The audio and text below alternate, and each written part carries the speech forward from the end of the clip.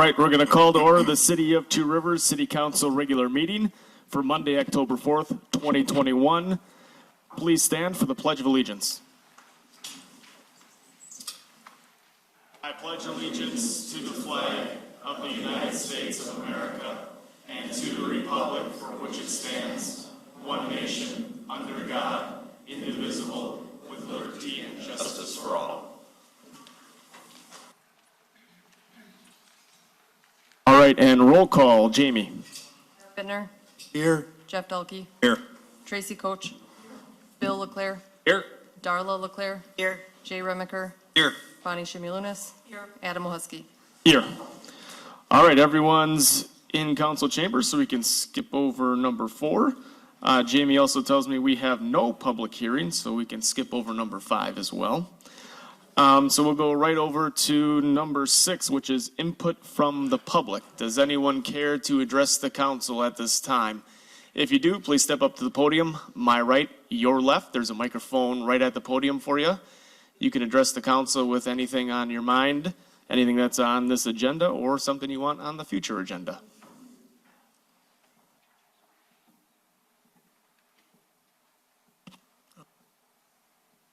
Okay, seeing none. There were no requests for comments either for public input tonight, by the way. Okay, very good. So we're going to move on then to number 7, which is council communications. Council, anyone have any communications that you'd like to share? Mr. President? Yep. There's multiple people who contacted me in one form or another in regards to the constitutional sanctuary city issue, and they were all very much opposed to it. So I just wanted to, and I think that you guys also probably, I think you probably received some of the same communications that I did. I'm pretty sure it was sent to multiple city council members. And also, I had a citizen who lives out on the drive, really close to Renee's Chocolates, who he and his wife like to walk along the beach, and they're noticing it's like an influx of mylar balloons, which have probably been off of boats that have been sailing around, because he said there's one for every occasion. You could have one for happy anniversary, or I love you, darling, or happy birthday, or it's a boy. And so, and it just seems like that beach is getting used, especially now that it's unveiling itself a little bit more, you know, every year. And I'm just wondering if there's something that can be done to keep it clean, to keep it kind of groomed up so that people can enjoy it. I'll let Greg speak to that one first, and then you can go on. Only comment on that, obviously, that of course the balloons could have come from anywhere, Michigan or in the local area.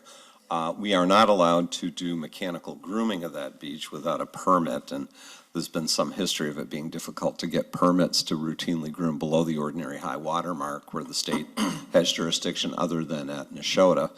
That said, we're often approached by volunteer groups wanting to engage in cleanups, and maybe it's more than just a early spring and late fall cleanup, but if we could enlist some citizens, kind of like Adopt a Highway, adopt a stretch of beach, we may be able to look at that. If I could piggyback on those comments too, I did see some Facebook activity over the weekend regarding some tree removal and brush trimming that took place last week, pretty much from the northernmost or closest to Two Rivers Wayside into town. That was our city crews at my request.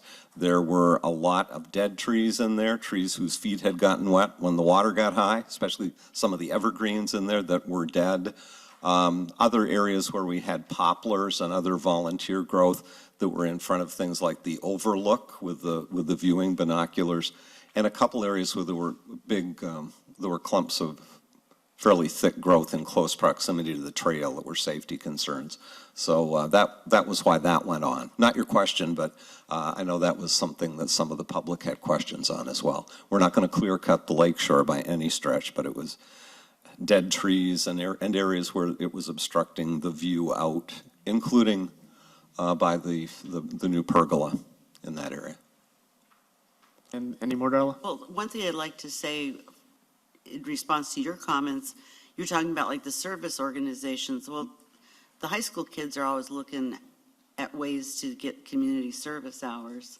So oh my gosh, if I was a high schooler and I wanted to get community service hours, put me down on the beach, I will pick up any amount of trash that's there, because that might be a very high in demand type of community service. We could certainly share the word with Mr. Ang and other folks at the high school, and our district administrators here tonight, so she can pass it along as well. That's right. Yeah. Okay. And I do have just one last thing. Sure. This one was really happy news. On Friday, I talked with Andre Jacques, and he's feeling much better. He's doing much better. He's obviously not on the ventilator. He misses Two Rivers. He misses first of all, he has a shout out to Two Rivers to include the fact that he appreciates all the well wishes and the prayers and just the feeling that he gets from Two Rivers and other communities that he takes care of. But he can't wait until next year, because he'll be able to go like Ethnic Fest and Kite Fest. He loves our fests. So he missed those. But he is working again. It is remotely, and he's getting back up to speed. He said hopefully by the end of this month, early next month, he'll go down to Madison for at least a couple hours and just kind of just try that out and see how that fits. But he sounded really good. So, and I told him, I said, everybody said hey. So. Anybody else? Mark? First, I have two comments. First, like Darla, I did receive a number of comments from citizens and emails about their opposition to Sanctuary City. And secondly, I want to just call attention to something that is occurring and is happening. Over the weekend, I talked to someone who lost $2,000 as a result of this. But please, citizens, listen. Tell everyone, be very careful of scams. People are scamming people on telephones, they're scamming on computers, and they're trying to get money. And in some cases, if they find the right person, they're successful and they get money. So please, if you hear something about it, or tell your friends and your parents and your families, don't react to these scams, because they're bogus and they take money from citizens and individuals. All right. Anybody else, council members? Jay? I had a citizen reach out to me about the slide at Nashotah Park. I did forward the pictures that you forwarded to me to staff, and they will be taking care of it, just so you notice. And I also was reached out to by several citizens, both opposed and for the sanctuary city. And I'll get it out when I find it. Anybody else? Jeff? I had somebody come up to me saying that the audio was still horrible on TV, and they would really rather have the cameras focused on whoever's talking. Actually, a couple people had said that. Another one was contrary to what Darla had said about Sanctuary City. Several people came up to me and said that it was a very good idea. I think it's an age demographic thing, though. And thirdly, somebody was saying about motorized scooters are getting to be a problem. It's like they're not safe at all. They're just going wherever they want, on the sidewalk, on the street, not following directional signals or nothing. They're just kind of at random doing whatever they need to. Do we know what scooters you're exactly talking about? Are you talking like moped scooters? Are you talking electric scooters? Are you talking about The those? motor over the pedal, you know what I mean, the newfangled ones that they came up with. Okay, like the bike? Kind of, yeah, Electric the bike bikes. scooter, yeah. Okay, and I don't think we have anything that really addresses that in ordinance, do we, chief? Not Other yet. than they need to stay off the sidewalk, correct? There's nothing that would prevent them on the sidewalk. Chief? Chief will come up and to the speak to that. microphone.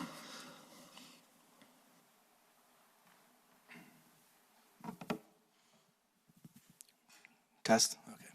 So at this point, we do not have an ordinance regarding e-bikes or, I guess, scooters in the sense that you're referring to.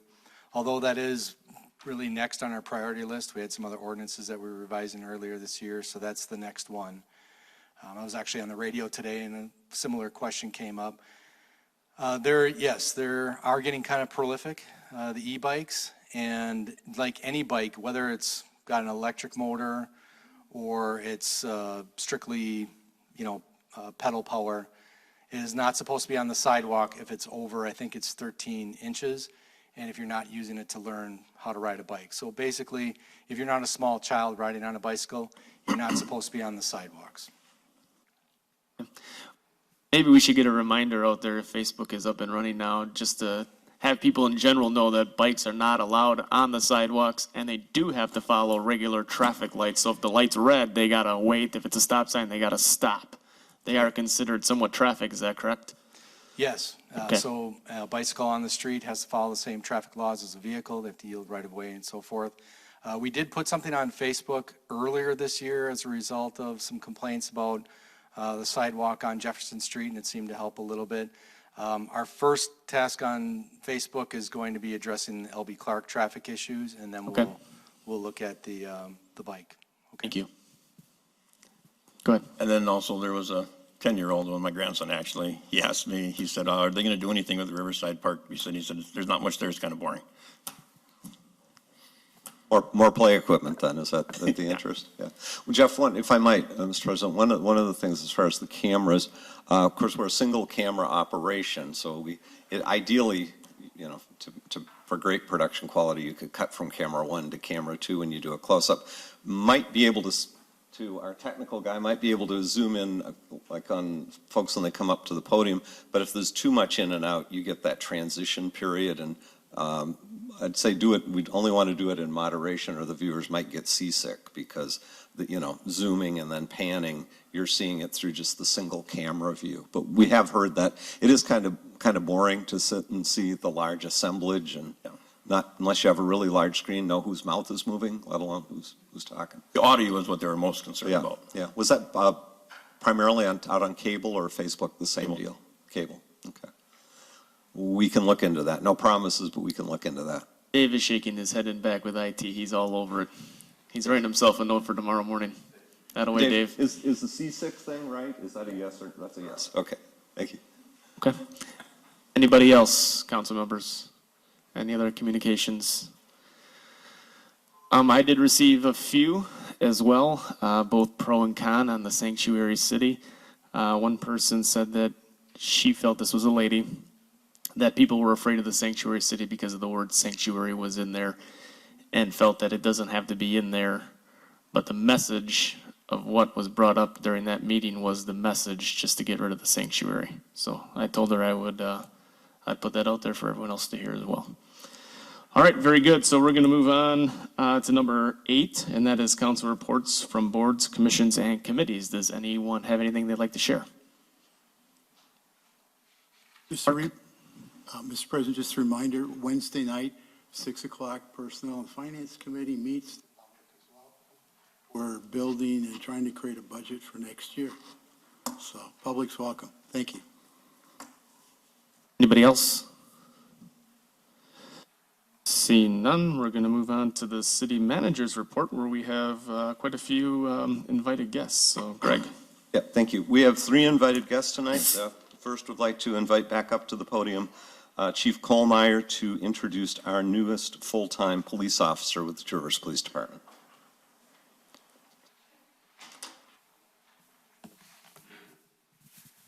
All right, Anthony, you got to come in here now. I got to stand up here, you got to stand up here. So, all right, I'm here to introduce our newest full-time police officer, Anthony Timberlake. Anthony comes from generally the Waukegan, Illinois area. He's got a number of family members here tonight. I won't mention them all. He's got quite a few mother and father and some in-laws. They're also from the Illinois area.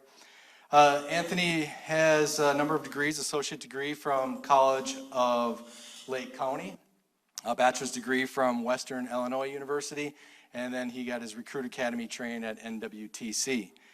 Some of his work experience was with the Department of Corrections, Wisconsin Department of Corrections, and then Limitless Possibilities, which was kind of a transitional living support home in the Brown County area. So with that, we will do the swearing of our newest officer. I will hold this. All right, you raise your right hand and then repeat after me.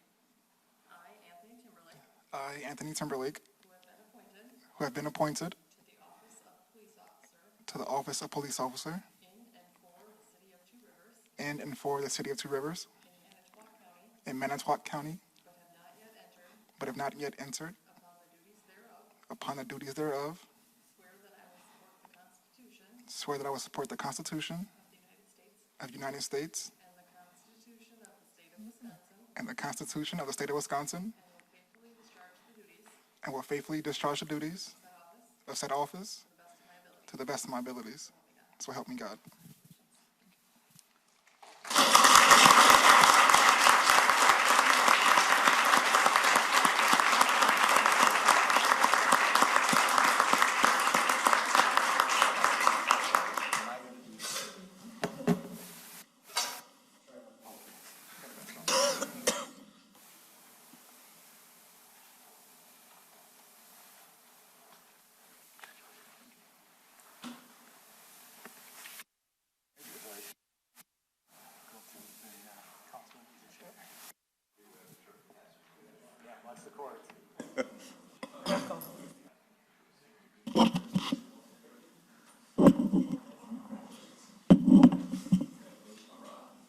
Welcome.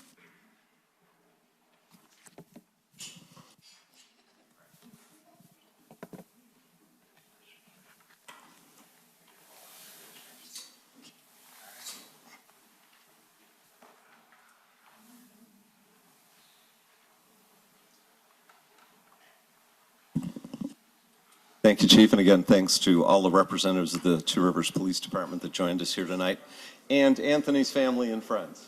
Thank you so much. Thank you.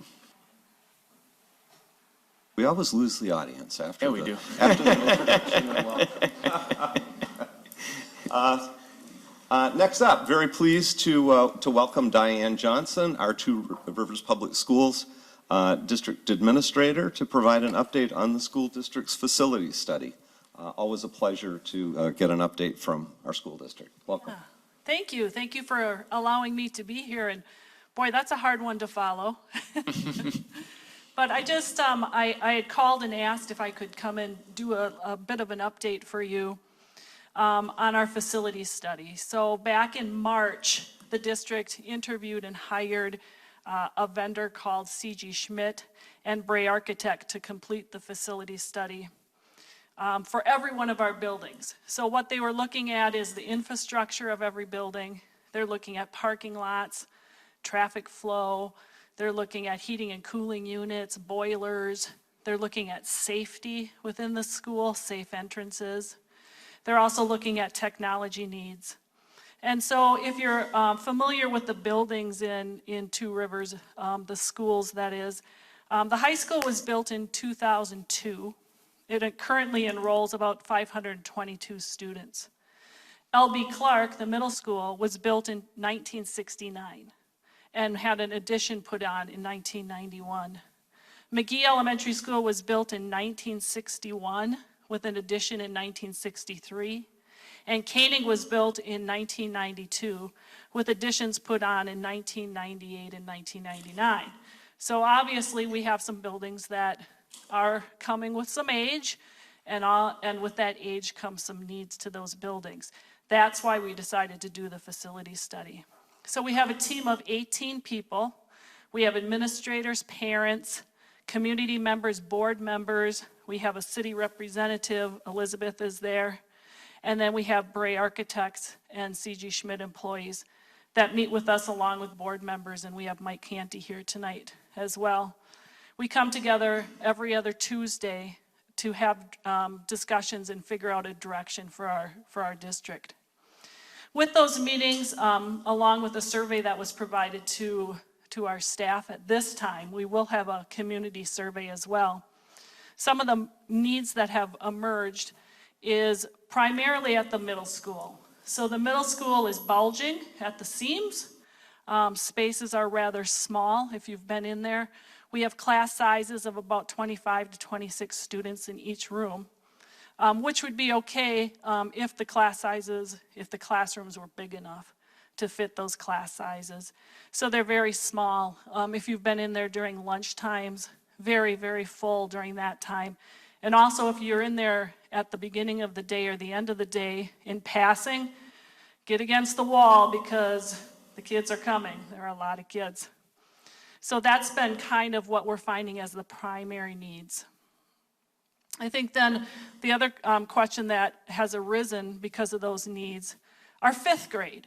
Where does fifth grade belong? Does fifth grade belong in a middle school? Does fifth grade belong in an elementary school? So depending on how we answer that question, that will then bring needs to either the elementary or those continued needs to L.B. Clark. If there are changes to either L.B. Clark or McGee with additions, we would be needing to have conversations with you because the land, those two areas are very landlocked, and the city does own property that we would have to have conversations with you about. The other parts that have come to us are we definitely have building and grounds needs. As I mentioned, the heating and cooling units, the boilers, the roofs. We've got some parking lot needs and some spaces on the outside as well. And then we're also looking at the safety of entrances. So when you enter those buildings, you don't, as soon as someone's buzzed in, you don't have a clear view of that person until they come into the office area. And so that definitely could be a safety concern. So why am I here? Basically to meet you, first of all, so thank you. And just to keep you updated on what's going on in the school from a facility standpoint. And at some point, we will be asking the community, as well as all of you, to do a survey. And we want you to know that your input will be very important to us. So thank you. Oh, Thank you for, go ahead. I forgot to share. So from our meetings, these are the books that they created for us of the needs. This is just the 2 elementary schools, and then we have one for the middle and high school, but they were too heavy to carry, so I only brought one. And again, thank you so much for being here. You're always welcome. Next up, happy to introduce Curt Andrews, who is going to introduce the investment development team from Wine Not LLC to make an announcement regarding a planned downtown redevelopment project.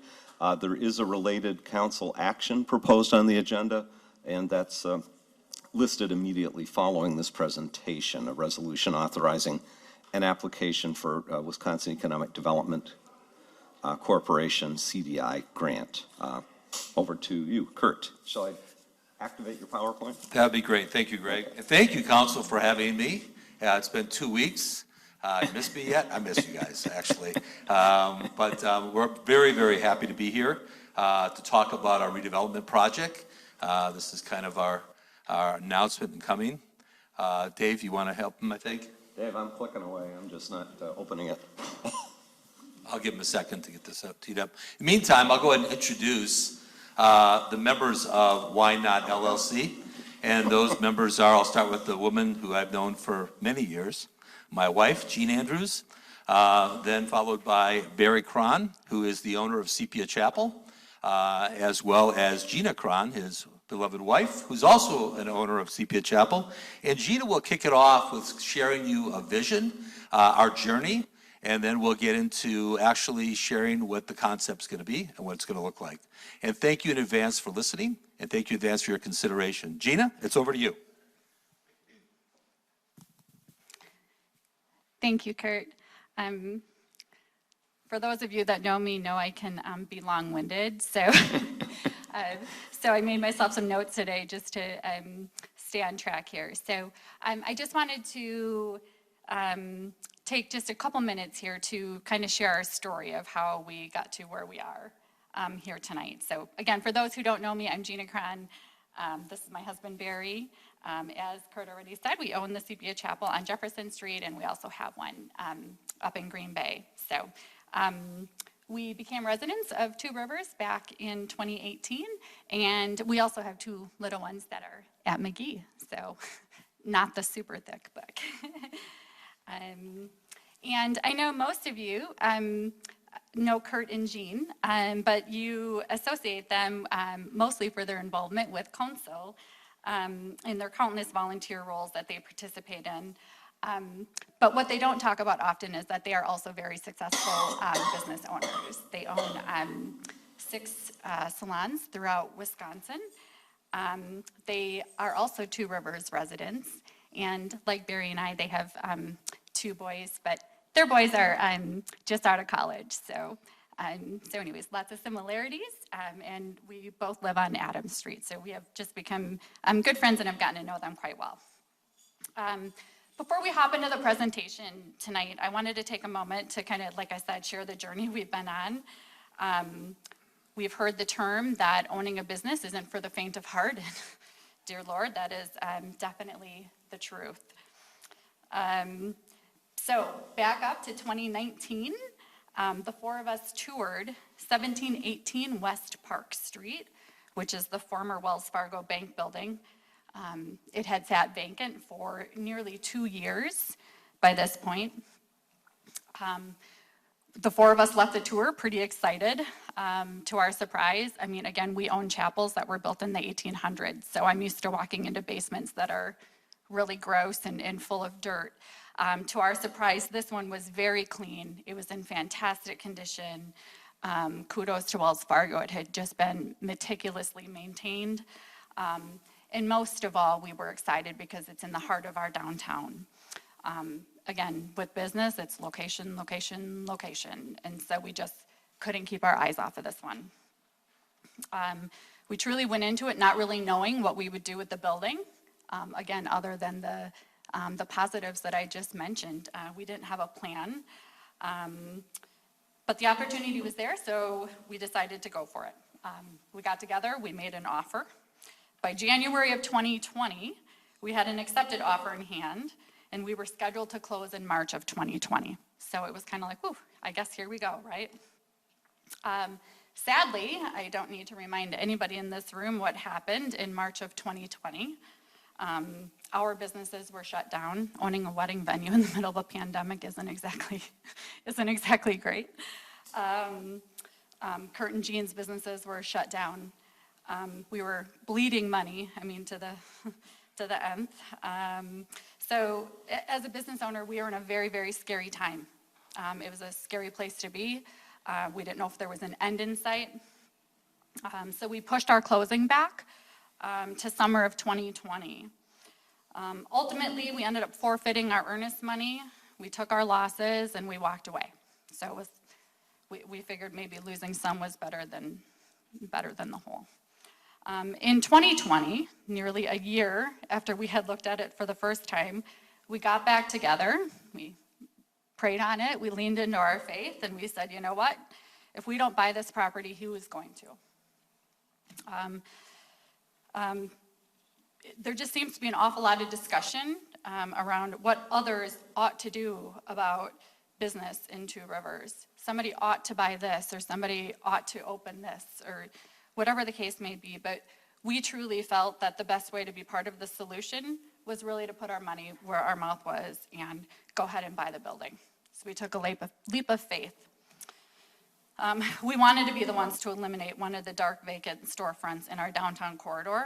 And by December 2020, we took another swing. We put the same offer back on the table. We're like, clearly if they accepted it the first time around and it was still sitting for sale, that many months later, it would be a no-brainer.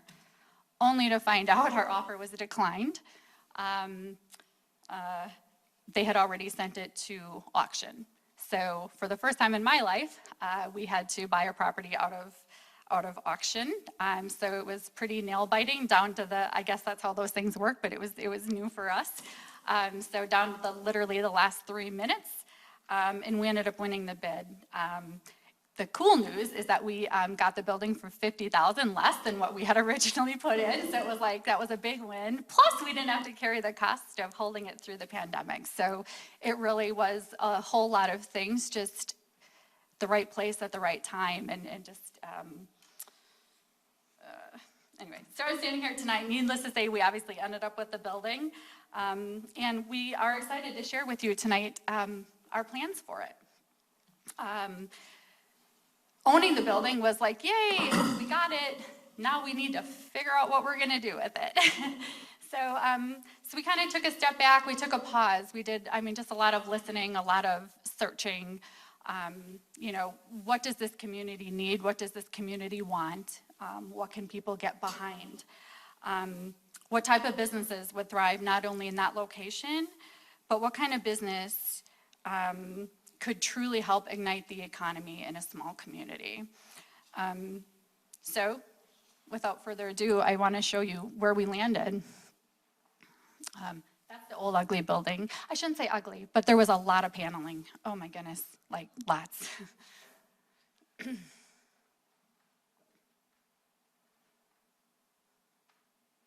So ta-da, we are,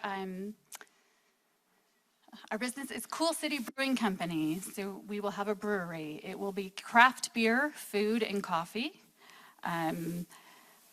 Our tagline, and we'll get into this in just a bit, but building a cooler community, one amazing brew at a time. We've gone through all of our branding efforts already. Our mission statement, pretty simple, but to connect people to the heart of downtown Two Rivers in a space that's a perfect blend of craft food and drinks in an atmosphere unlike any other. But really the vision statement is really what drew us and what will continue to ignite us. So our vision for Cool City Brewing Company is to be the legacy that accelerated the downtown revitalization movement in Two Rivers. So if I could echo what Curt said the other day, and not trying to throw you under the bus here, but Curt said, you know what, I may not even be around to see your full investment on this. So we're doing this because we truly wanted to put our money where our mouth was and not just watch another building sit vacant for a long time. So we wanted to step up and really make something great. So our vision is that after we're long and gone, somebody looks back and says, man, that thing kind of sparked the downtown growth, or the downtown, maybe growth isn't the right word, but the economy. We just ignited things again. Thank you, Gina. So what will we offer our community? You ready for this? We're going to offer our community a tap room, craft beer, wine, and spirits. We're going to offer them also a coffee, smoothie, juice bar. After all, it is a drive-through, so it will be a drive-through that will allow that to happen. And we're going to offer food, and food in a fun, flightful way, if you would. So the reason why we're going to give you a sneak peek right now of what the concept looks like. We already had our architect do the designs. We had the interior done. It's already gutted inside. We're doing our final stages, and we'll let you know what's also happening tomorrow.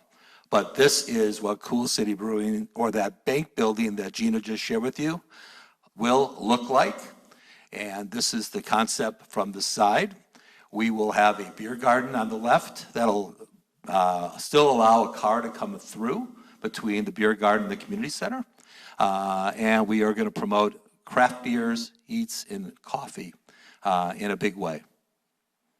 So we're transforming that area, and we think it'll give us a nice facelift. It's got great bones, as Gina described before, and we're just giving it a facelift for downtown. Again, at night, it'll also glow and be an attraction for not only Two Rivers, but also Manitowoc County and folks beyond that. Again, we'll be promoting the drive-through. The drive-through on the back will also be featuring our 6 10-barrel keg system. That'll be featured when you walk in, as well as you'll see it from the back, and it'll be lit. And again, that's the brewing system that we'll have there. The drive-through will also allow people to not only get food, but also get coffee, get smoothies, and as well as grab-and-go meals, as well as growlers if they need them.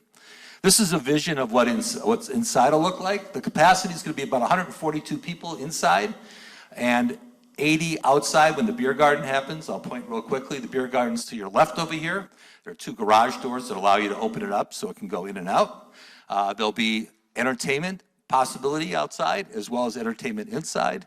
Bathrooms up front, comfy coffee area here. It will have, the vault room will be converted to a private dining room. So if you need to have a get-together, family get-together, rehearsal dinner, I think that happens at a chapel, doesn't it? It could be there. Again, when you're walking in, there'll be a hostess area as well as high tops and low tops, booths. The kitchen's to your right, coolers, and the brewing and the bar is facing in the front. But we feel very, very comfortable. All of our work has been done as far as the equipment needs, all the due diligence we need to have done. Like Gina said, we spent months and months and months on this. We did road trips. We looked at equipment in Ohio, equipment in Illinois, met with vendors, and working with our architects to get this all done. So what are some of the fun facts? The tap room, or brew pub if you would, will be open 6 days a week, 20 taps. 14 of them will be Cool City Brewing, craft brews, ciders, and seltzers that will be brewing right there, as well as 6 guest taps. So we'll, yes, work with Pet Skull, work with Sabbatical, work with those folks who want to put beer here as well. And we'll continue the history of brewing beer in Two Rivers. After all, if you go back to Whitecap or Kingsbury, it was brewed in Two Rivers. So why not bring a little bit of, I'll call it manufacturing, as well as retail here in brewing beer. Full bar, local wines, and live music. The kitchen will be open 6 days a week, again, focused on shareables and food flights, comfort food. You're going to see something different here. The menu is going to be fantastic, and we're working with the Fox Technical College, the Culinary Institute, as well as we have a consultant who's helping us finish our recipes and our menu. Beer garden will be open seasonally, and obviously, you know, the season here, it could be 6 months, could be 8 months, but it's going to be open seasonally, and again, we'll feature some live music. Coffee, juice, smoothie, brew-through, we're calling it, not necessarily a drive-through, but it'll be a brew-through. That'll be open 7 days a week, and convenient drive-through. There's one drive-through in Two Rivers. It's called McDonald's. So we believe that a drive-through is going to actually help people get their food, especially as we learned through the pandemic. Grab and go, ordering online, getting your food is going to be a very important thing. It's established total number of employees, we're looking between 25 and 35 employees. We've already got all that laid out as well. And it'll be family-friendly, and it will also be community-focused support and sponsorships. We have built into our 8-year P&L all giving back to the community, and a percentage of that giving back to sponsor a variety of things in the community. As Gina said, this is about igniting economic growth in the heart of downtown. We hope that spurs other activity, and we'll be giving back. Again, all of these things are a little bit more eye candy, but all these things make up what Cool City Brewery is going to be, and we believe we have a great concept that fills a niche and fills a void here in the city. Some of the next steps, we'll do a press release, is ready to go. That'll be done tomorrow. In addition, Facebook and Instagram pages will go live tomorrow. And coming soon, summer of 2022 sign, a 4x8 sign will be in front of the building tomorrow with the elevation of what the front of it looks like so people can start to see what is it going to be. Also, we have a wrapped car that is in storage right now. That's going to come out and be parked there, and that'll be on site tomorrow, and we'll continue our progress plans. Our goal is to have this thing open by summer of 2022. And by the way, here's a view of what the car looks like. So that'll be parked out front there. And we're hoping to have this done in time for some of the parades, but because of the way things are moving, we missed that opportunity, but right now it's all about driving awareness and getting it out for the summer. So we want to thank you for your support from Why Not LLC. We hope you're as excited about this concept as we are. We hope that the community can rally around it. Again, we're only as good as a community. We're only as good as working together, whether it's working with Kurtz's, maybe they get some of our beer there as well, or working with other restaurants and institutions. We need to create a magnet for people to come here, spend their time. And again, as we said, it's coming summer of 2022. Thank you for your attention. Thank you for consideration on the resolution to go forward, and we appreciate it. On behalf of Why Not LLC and my partners, thank you.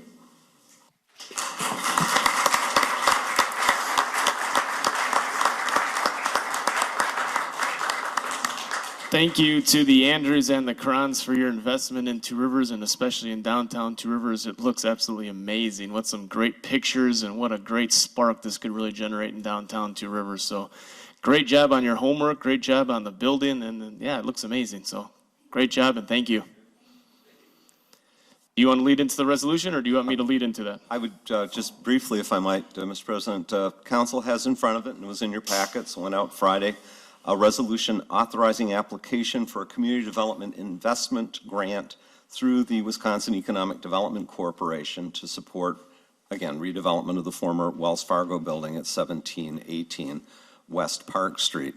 This program's been around a few years, offered through the WEDC. The maximum grant, and I'd say the typical grant under the program, is $250,000. The state with this program is really looking at trying to target assistance to projects that are redevelopment catalysts, primarily in downtown areas in communities large and small across the state. Two Rivers has successfully applied for a CDI grant on one previous occasion. We got a $250,000 grant 3 years ago now that assisted with the Cobblestone Hotel development. Another project in the area that's benefited from this is the new Pet Skull Brewery facility in Manitowoc. The leverage that is cited in the grant application is the private investment, which is estimated to total just over $1.5 million. That is a combination of the developer spend plus the grant, so that'd be about at least a 5-to-1 leverage ratio. The program is highly competitive, but I think Two Rivers has a decent shot at it. We're a Main Street community. This council has demonstrated a commitment to downtown redevelopment by maintaining its status as a Main Street community, which is a WEDC assisted program. And of course, we have a track record with things like facade grants and other investment that has gone on in the downtown. So this resolution would authorize staff to proceed with submitting an application to the program, and we would keep you posted from there. The city's role is to apply for the funds. The city is a pass-through, if you will, for the funds. They are granted to the city. The city then disperses funds to the developer.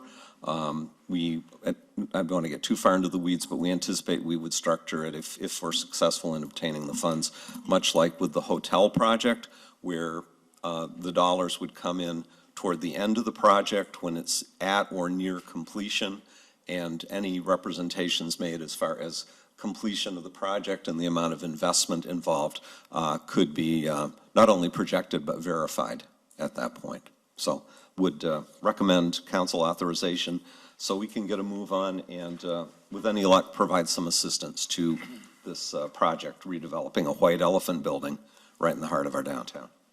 Okay, that's a brief summary of what you have in front of you, which is page 5 in your packet, is that resolution.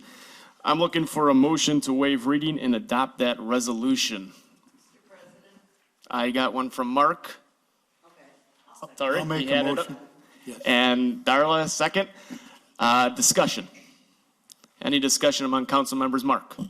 I want to ask Greg, just to be clear, the CDI grant, there's no financial risk. The city has to apply for it, but we would structure it so the repayment or the grant would be covered by the group of investors, right? We're not. Yes, we would have some manner of agreement between the city and the business as to what the terms are for dispersing of the grant funds, kind of like I described earlier. It wouldn't, if we're successful in getting funding, it wouldn't go in at the front end. It would sort of be the last dollars in. That's just kind of common sense from the city's standpoint. It protects the city's interest because we, as I understand it, we do have to represent that the development as set forth by the developer is going to happen and the investment's going to happen. So in any instance, whoever the applicant is, well, the city's the applicant, but whoever the business, it makes the most sense to say the dollars will come in as the project nears completion or is at completion. Because the dollars do come to the city, they're dispersed to the developer, and then the state of Wisconsin reimburses. That's exactly how it worked with the hotel. And again, there'd be a grant agreement and ultimately an agreement with the developer that would come in front of this council for action. But again, So the therefore- city's not committing any of its own funds. The city would be representing that the project as described will be built, completed in our downtown. We can build things into an agreement that assures that happens. Good. And then therefore, the creation of this new business may apply to the stimulation of downtown activity generally, and it might create some new jobs and activity. I'd love to see a new restaurant in the community because we're limited. Our options, smoothie, and the advantages you bring, plus 25 to 35 new jobs. And it's a great option for a new restaurant. I also, if I could, you have shown a commitment to the community with the chapel. What you've done with that chapel is remarkable. It's a beautiful, beautiful building. But I would guess, and I don't know this, but I would guess you have one shortfall in the chapel is you don't have a restaurant in that chapel. And I would guess that being a businessman, that you're probably going to leverage the restaurant here to fulfill your food needs at the chapel, which I would think would even make the chapel more prosperous and healthy. So I'm all for it. It's tax dollars. And thank you for your commitment. You started in 2019. That's a lot of dedicated time and persistence. And you lost your initial deposit and you ended up being favorable less than what through the auction. So good job. And thank you for sticking with it and your commitment to Two Rivers. All right, any other discussion, council? Jeff? How will it be worded, the grant application?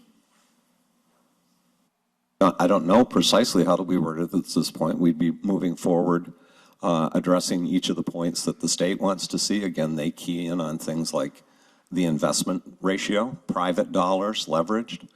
I certainly expect in the narrative for the application, we'll talk about everything but the kitchen sink that has happened in recent years and that is factually correct as projects that are underway or being planned in our downtown. Yeah. You know, kind of going back to what Mark said, the hard numbers tell so much of the story, but it's also about pointing out to the state, hey, we think this will be a success. It's going to be something you'll be proud of. It furthers your goals of downtown development. Again, Jeff, we haven't written it all out, obviously, before getting council authorization. But synergy, you know, just as Mark mentioned, the synergies of sepia and being able to offer a more full array of services to the families that use the chapel, that, you know, just like we have synergy with the hotel down the street when on a Friday or Saturday night, you see all kinds of people walking from that new hotel down to the redeveloped chapel. So we would certainly point to all of those things, including the plans we have that so far haven't become reality for our downtown waterfront, because it's really a matter of painting the full picture of what has happened, is happening today, and by this council's direction, we hope to see happening in the near future in our downtown. And we're well underway with a lot of that, and I think this is a great time to showcase Two Rivers, its downtown, what's happening and what's going to be happening in the future, and hopefully attract even more businesses like the Crons and the Andrews are doing for us, hopefully opening up in summer of 2022.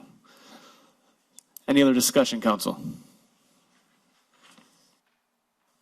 Seeing none, we're going to do a roll call vote. Jamie? Mark Bittner, Aye.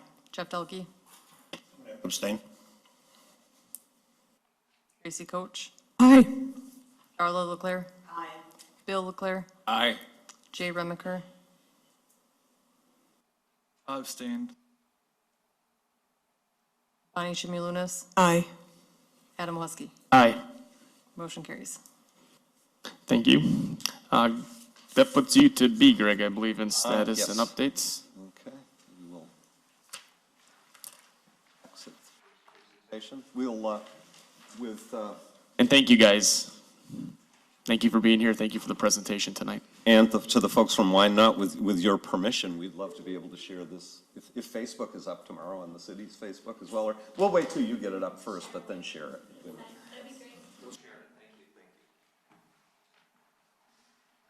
Okay, city manager's report. I don't have anything nearly as exciting as what they had to share, but we'll keep it moving.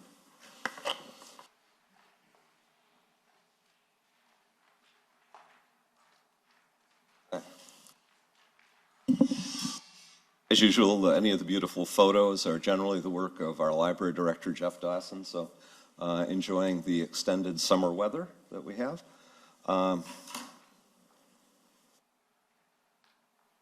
Sorry. Kind of wrapping up the street projects. Again, 24th Street is done. The Public Works Committee will be talking about tree planting options along that street at their meeting on Wednesday night. 25th Street, the reconstruction is completed.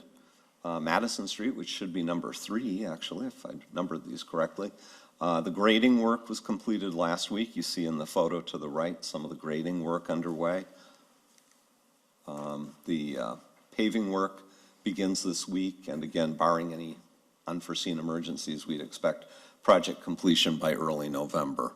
So again, between 24th, 25th, and Madison Streets, about $4 million worth of infrastructure work completed this summer, and good work by both of the contractors there.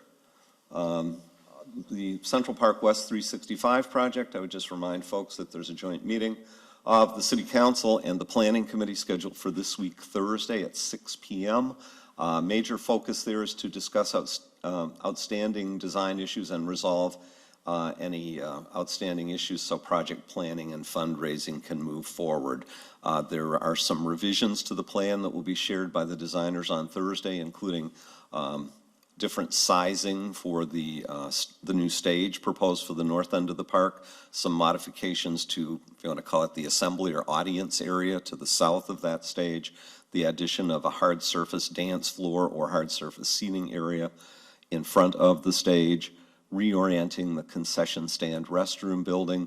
We'll be focusing in also on the question about possible closure of West Park Street in front of the community house, which is a recommendation of the committee.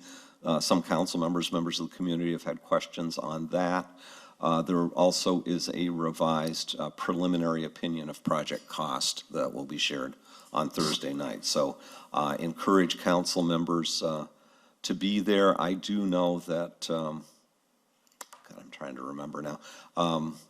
We may have a couple council members that cannot. Jay, you weren't available on Thursday, to my knowledge. And Bonnie, you're up in the air depending on other schedules, if I understand. Anybody else planning on that knows they won't be there on Thursday? Okay, all right. Greg, that's 6 o'clock Thursday, that's in this room? That is in this room, and And the it's all- public is welcome to attend. That's what I wanted to Yep, ask. more than welcome. Thank you, Mark. Good point. And again, you can see at least current renderings of the initial concept plan out on the city website, two-rivers.org.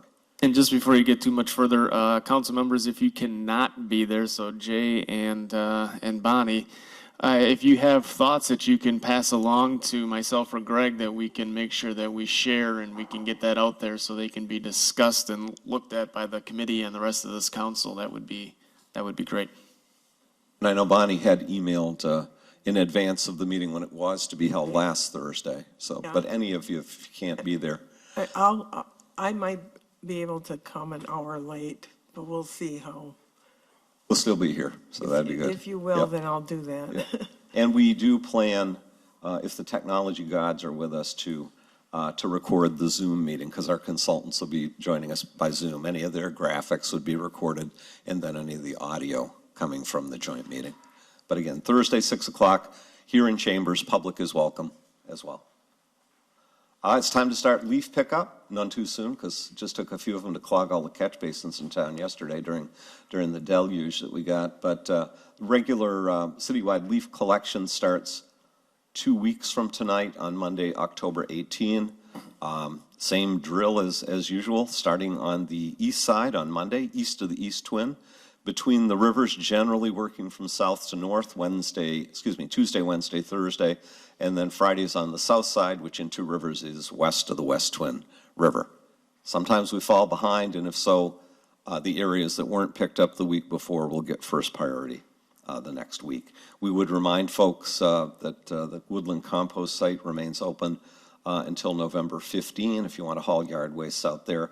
And it's not that much further, although we much prefer the one on Woodland. The Basswood site on the north side of Manitowoc is open year-round. Whoops, I'm sorry, I backed up. Just remind people, it's time for the annual lot cleanup at the cemetery. we would ask that people remove summer decorations, both natural and artificial, including those solar lights. You can set them aside and bring them back if you want. But please remove all decorations by October 15, and then winter decorations can be placed on grave sites starting November 15. So this is the typical fall cleanup. Do ask people cooperate, and if you value those decorations and you want to reuse them, please pick them up and remove them from the grave sites. Chief Kohlmeyer, I'd now ask to come up to the mic for an update on the Canine fundraising program and implementation. Thank you. Just want to say, really cool, exciting. Can't wait to see your project come to fruition. Can keep those for memory. So just real quickly, we're chugging along. I know I spoke, I think, at the last televised council meeting about our progress, and we're continuing to make progress. We're at just about 90, a little over 90% towards our funding goal. We recently received a grant from Quick Trip for $1,000, a generous donation from a resident out in the county for about $2,500, and a grant from the Wisconsin Vested Dog program for what will probably turn out to be several $1,000s, but we're still kind of working through all the specifics with that. We do have a couple of other grants that are out there, but of course we're still continuing to accept donations, and again, you can send those to the Two Rivers Police Department. Here we have a breakfast fundraiser. The Optimist Club reached out to us and wanted to donate some money, the proceeds from a breakfast. This is going to be held on Saturday, October 16th, out at the Point Beach State Forest. The main lodge out there, they have breakfasts every weekend. It's actually done by most of the people that own M&M. And as part of the breakfast ticket will be the cost of admittance to the park. So if anybody's worried about, well, you have to pay whatever it is, $5 or $8 to get into the park and then breakfast, the breakfast ticket will include that entrance to the park. So hope to see everyone out there. I'll be out there. I'm sure we'll be selling t-shirts, but we'll certainly welcome everyone. Other than that, go ahead. Sorry. And one additional item. Any questions on the status of the Canine program? Again, the gift that kicked this all off, Mr. Toddy's bequest to the police department, which is only 50% of startup costs. Yes, absolutely. And like I've said numerous times before, and I'll say it till I'm blue in the face, the generosity of the citizens of Two Rivers and those from outside the community, Manitowoc County, and beyond, donating to this program has been outstanding and very much appreciated. And Chief, I did, the next slide is an update. I don't know if you've had a chance to talk to the Humane Society. I'm going to have to grab my notebook for that one. Okay. Councilmember Shimalunas had shared at the last meeting a concern about a report of the Humane Society basically telling a Two Rivers resident they were full and couldn't take a stray. Yes. Yeah. Yeah, so I'm not sure where that information came from. I mean, obviously you got it from one of the residents.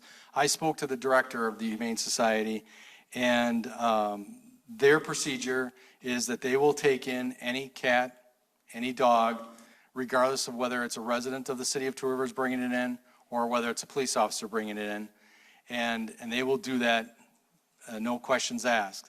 What they do ask for, however, is that if there is an owner that wishes to surrender their animal, that they schedule an appointment. Usually in those circumstances, there is time to schedule those kinds of things, and that way if the shelter has got an abnormal amount of capacity or something like that, they can make arrangements to move things around. But if it's simply somebody stopping there with a stray or the police officer stopping there, they will accept the animals all the time. So the specific information I got from Tina Nichols, who's the director of the Humane Society, is that they will take in strays, again, 7 days a week, from 7 a.m. to 7 p.m. That's their hours. From law enforcement, we can bring an animal there 24/7. We have keys to bring into a certain area of the shelter. And then again, the appointment. There was also some question regarding kind of the amount of cats and dogs that we encounter on an annual basis. And so the contract that we have with them does require and has a provision that allows us to get statistics from them regularly. But Tina is very good with us, and she's provided these statistics regardless. And So going back to 2019, from January to October, just to kind of give you the same kind of consistent apples to apples comparison, there were 74 cats that were brought in. Again, this is a combination of us, citizens, and surrenders, and then 24 dogs. That same period in 2020, 79 cats, 38 dogs, and then in 2021, this year, from January to October, is 72 cats and 30 dogs. So very consistent. I mean, we're just talking a few numbers here or there. I did address the concern that you had, Bonnie, regarding, maybe there being a influx or infestation, I think was the word that somebody had used, of cats or animals in the community. They're not seeing that, and we're not seeing that. I mean, I know that these numbers seem high, but very consistent and in line with our population. Our neighbors to the south have a considerably larger issue than us, according to what I was told. We do provide traps to people if they want to use a live trap to trap a cat or other rodent. The police department does provide those to the homeowners. We generally, as a police department, don't do them unless it's a public health or safety issue. Then we will administer the trap and check it and take care of it. But if it's simply a resident that comes in and says, hey, I've got a number of cats that come into my yard and I would like to trap them, we will provide a trap if they're not able to. The Humane Society also provides traps for a rental fee if people need them as well. We will also contact, and we do quite regularly, Wildlife of Wisconsin and the Wisconsin DNR if we need assistance with certain type of wildlife. And they've been very helpful in coming in and responding whenever we need. And that's, so that's just, a little snapshot of the numbers and a little bit, obviously, what the Humane Society does. But I just thought it'd also be real important to mention some of the other things that the Humane Society does that isn't necessarily in our contract and they don't directly charge us for. And that is coming out to assist us on incidents where we might have a cat or a dog or a number of cats and take care of them. So, for example, at the homicide that we had earlier this year, there was a dog that had some behavioral, emotional kind of issues depending upon who was handling it. And we called the Humane Society and they responded and took care of the animals for us. So everything was done humanely and cared for properly. And that's a service that they provide that most people don't really realize how much they actually help our community. So that's just, I hope I answered all of your questions. And if there are any others, please feel free to ask and I'll try and answer them. Can I just say something about traps? Sure. My neighbor knows somebody who will trap them. If you're going to try to trap a cat, try to figure out when that cat comes around and watch. Because the police department, I've been told, will not help you release a skunk. I don't know if that's true, but that's what I've been told. And well, we probably like shy away from skunks as much as anybody else does. Yeah, if you trap a skunk, it's probably going to be your deal. But I can tell you that we've got plenty of skunk smell on squad cars. It took a long time to get off. We've had cats in our vehicle that crawled under the cages and made messes in the car. So we do a lot. And me personally, I've gone on a number of bat calls. No, not Batman, but actually going into people's houses and taking care of bats. So we do some things, but maybe not everything. Bill? One animal that we do have a little bit of a problem with in the city is mink by the rivers. And there's a lot more sightings going on in that. They're very afraid of you. But do not corner one of these animals because they'll tear you up, okay? A mink is wild and, they're fierce little animals. But there is a problem with mink by the rivers mainly, but. Wow. Don't let your dog corner them. Don't let your dog corner one. Yeah. That's right. It'll rip the hide right off your animal. Well, that's very good advice. It's the first time I've heard that, and it's good that you mentioned that. And I think that's good advice for pretty much any wild animal that you're dealing with. We're as much in their environment as probably invading their environment more than they are ours. And And so possums, kind of the same thing. So yeah, be very cautious when dealing with wild animals, no doubt. And if you do have that, I'd just say one last thing, sorry, is, if you need assistance with that and you don't know who to call, you can call us. We would normally call Wildlife of Wisconsin, and they do assist with things like that. Mark, did you have a question? Yeah, I think it might be a good reminder to the community too, if you really love your pets, protect them, make sure they're licensed. Yes. Because if they are found with a license, you can get them quickly returned to your Yep. home. So. Absolutely. And putting chips in them as well is also another good thing to do. We do have a reader here, so we can tell whether or not the animal's chipped. And we do go back, and sometimes, people don't change the contact information or who's got the animal now, but we do track it and we find out. So. Thank you.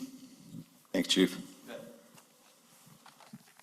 Just a reminder, some upcoming events. Apple Fest returns to beautiful downtown Two Rivers. Now the effort of the joint Manitowoc Two Rivers Lions Club. Apple Fest for many years sponsored by the Two Rivers Lions.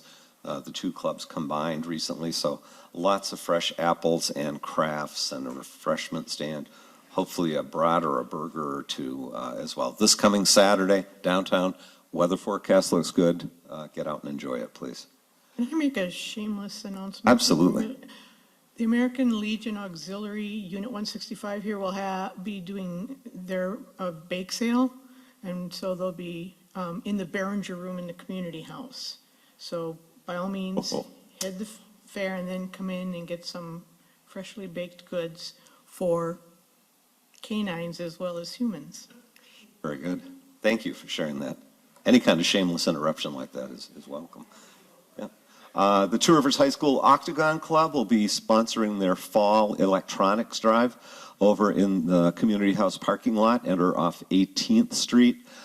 This is more home electronics. No fee for, as you see there, computers, printers, ink cartridges, laptops, microwaves. I think things like small, probably window air conditioners, dehumidifiers, that sort of thing. Some items are accepted for a fee, TVs, depending on size, freezers, monitors, items containing Freon, that might have just addressed that air conditioner or mini fridge, might be a small fee.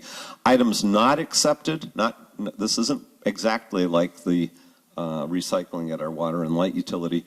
They will not be accepting light bulbs, batteries, paints, solvents, medications. Reminder to folks, if they have meds to get rid of, there is a drop box here at City Hall just outside the police department. That's an appropriate place to dispose of those. Great effort, as always, by the Octagon Club at the high school. And that is a week from Saturday, the 16th of October, 9 a.m. to 1 p.m. And the kids they're great volunteers. If you got a bunch of stuff in the back of your vehicle, they'll gladly unload it. They'll gladly take your money. You could make a donation to Octagon while you're at it. Great service to the community. It is Public Power Week this week, so celebrate Public Power Week. You can like and share the Facebook post, assuming Facebook is back up, to be entered into the Two Rivers Electric Utility drawing to win an Ego Power leaf blower, mower, or string trimmer. So those are those great rechargeable electric yard tools. You do have to be a customer of Two Rivers Water and Light. 3 names will be drawn randomly for the giveaway. You get an extra entry, a bonus entry, if you sign up for the Utilities Choose Renewable program this week. And Brian, this is totally unscripted, but would you be able to speak to the renewables? A little shameless promotion in on that as well. By the way, Councilmember Shimalunas and representatives of our utility and myself were out at the dedication a week ago last Thursday of the Point Beach Solar Facility. That's one panel up there. The guests in attendance were encouraged to autograph solar panels. One went to WPPI's offices in Sun Prairie, aptly named. The other one was provided to the city. That will be on display down in the lobby along with some photos of the installation. By the way, the installation out there has 315,000 of those panels. I'm still trying to figure out how we can rig it up on the roof of City Hall, but we'll leave that to the technical folks. Our director, Brian. If there's a will, there's a way, right? Yep. The Choose Renewable program has been around for a while. Basically, what it is, it's a block that each customer would actually sign up for. It's $2 per block. It used to be $3. They just actually, through the PSC, reduced it by $1 from 3 down to 2. It's actually an additional $2 that you would pay on your bill above and beyond what you already are being charged. But basically what it is, it's basically for people that are trying to be more green, more efficient.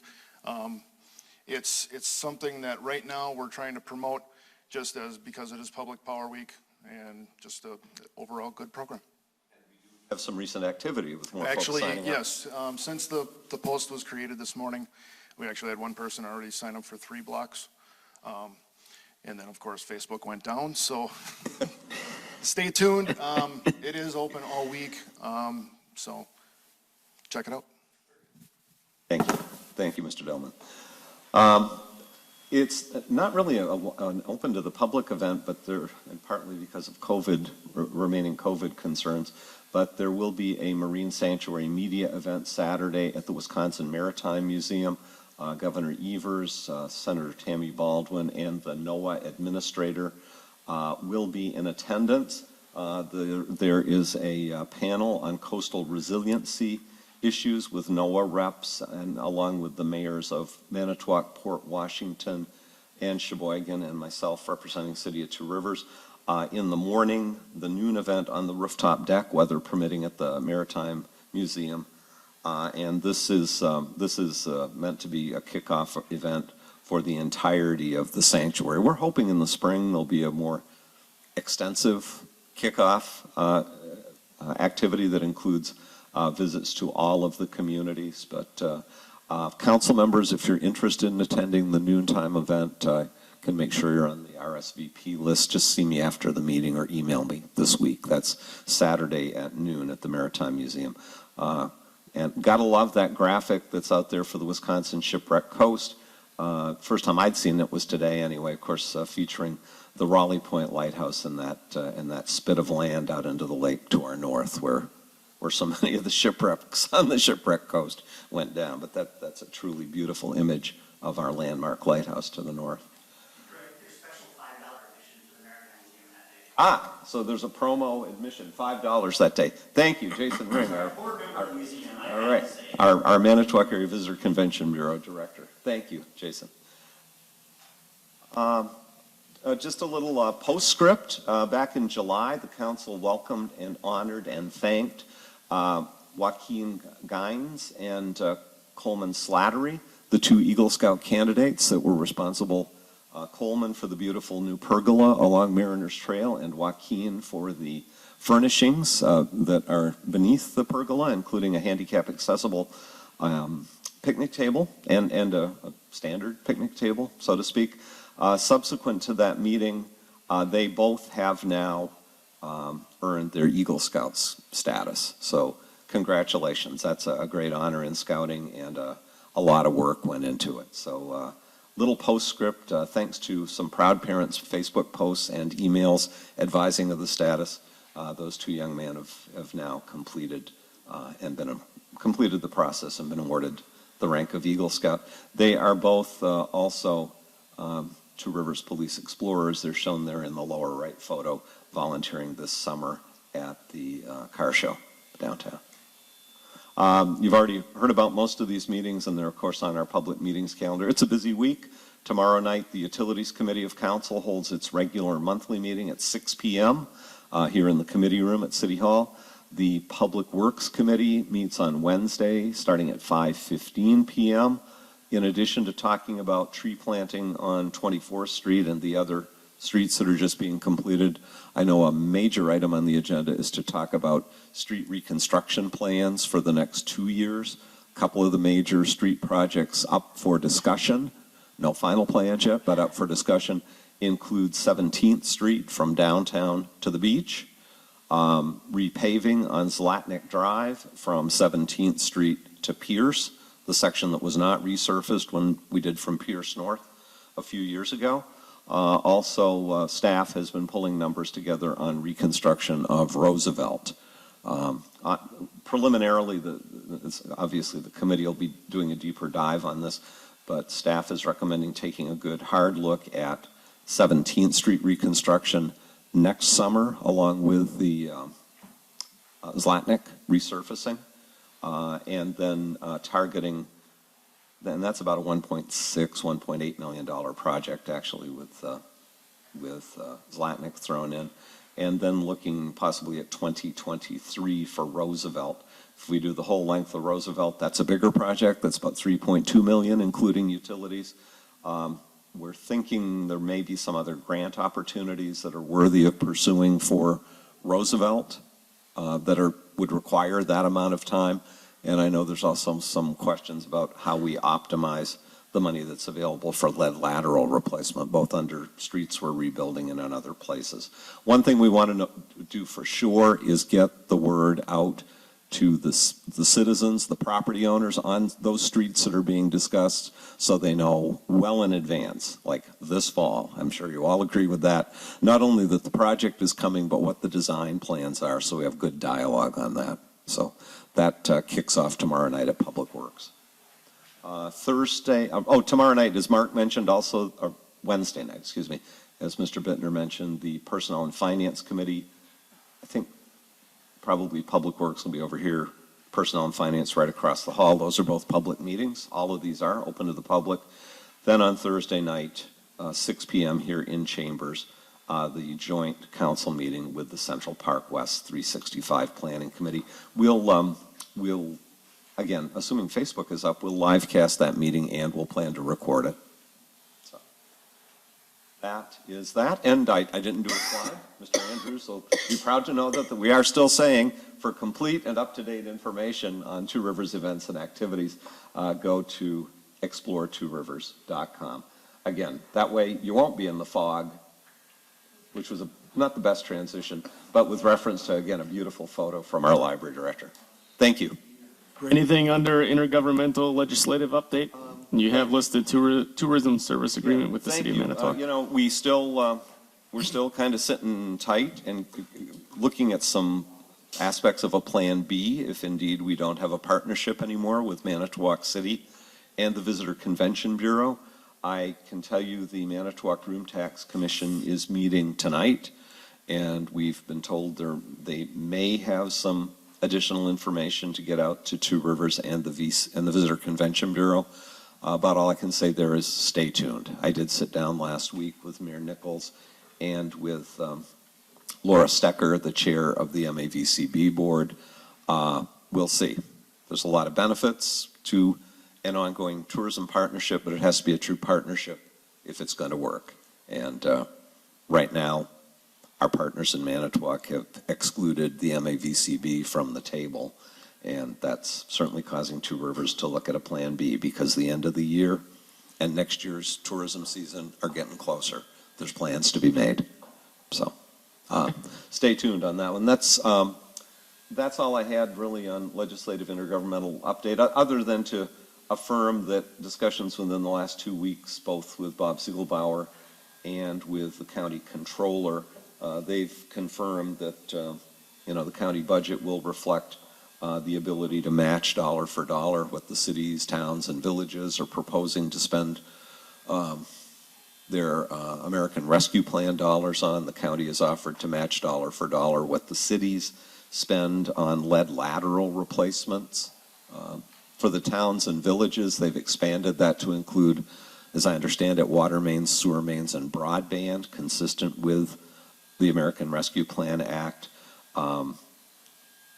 I've conveyed in discussions with Mr. Ziegelbauer, and I did see an email last week from Mayor Nichols, a request, which I plan to follow up likewise from my office, that the county consider allowing cities the same array of spending options as are being made available to the villages and towns.